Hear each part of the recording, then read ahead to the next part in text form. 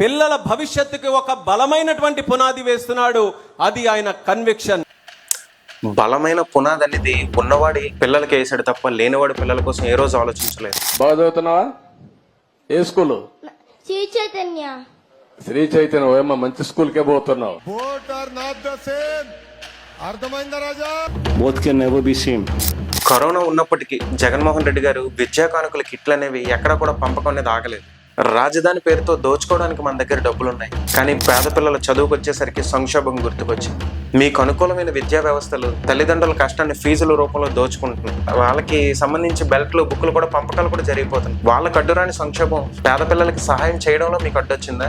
అన్నీ ఉంటేనే ఇప్పుడున్నటువంటి కాంపిటీషన్లో చాలా కష్టంగా ఉంది. ప్రభుత్వం ద్వారా అందించాల్సిన సహాయాన్ని ఆ సకాలంలో అందించకపోతే ఎందుకంటే మీరుండి వారికి ఎంత గడ్డి పెడితే అర్థమవుతుందయ్యా. సిగ్గు లేకుండా దున్నపోతులు కొమ్ము కాచాడయ్యా. అది మీ జాతి.